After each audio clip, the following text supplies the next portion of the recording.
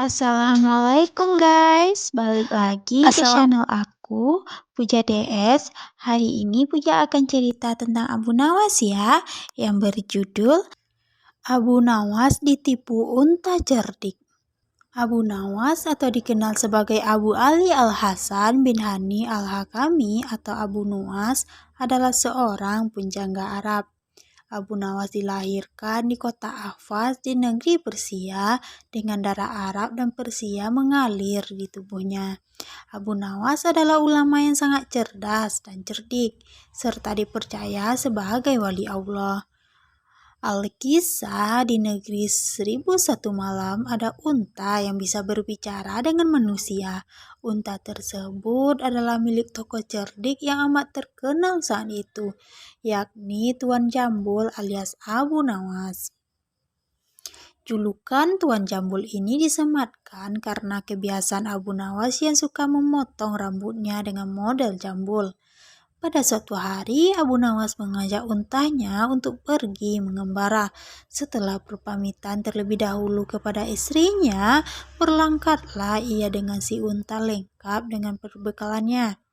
Mulailah ia menyusuri gurun pasir yang gersang dan panas sekali di siang hari. Apabila malam tiba, dinginnya luar biasa menusuk sampai ke tulang.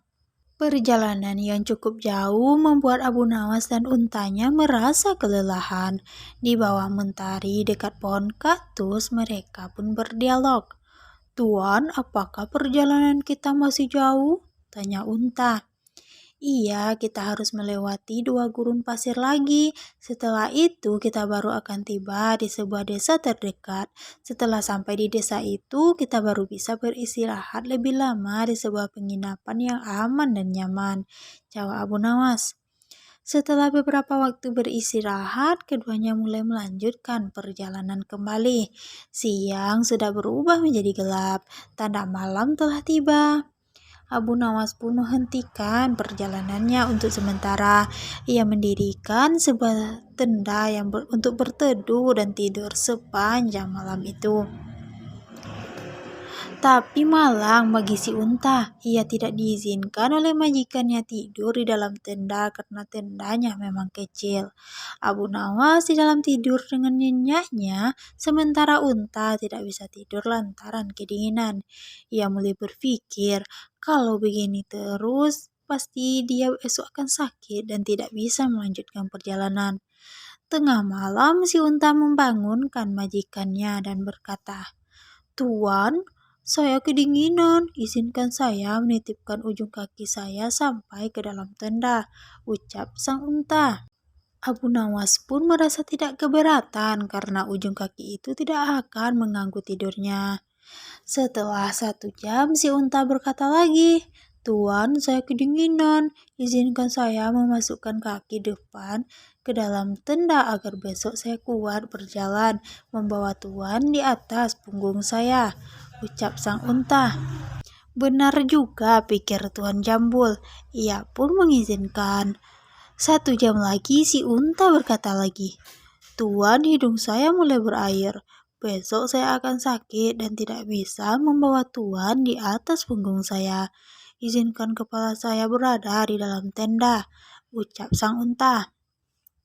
Demikianlah jam demi jam berlalu hingga akhirnya Tuan Jambul tidak menyadari jika sekarang ia tidur di luar tenda.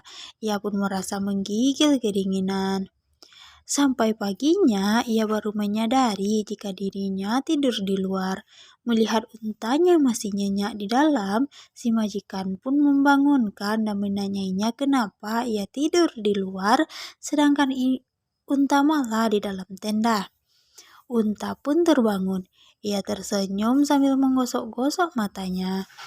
Dijawabnya pertanyaan Tuan Jambul tadi dengan santai.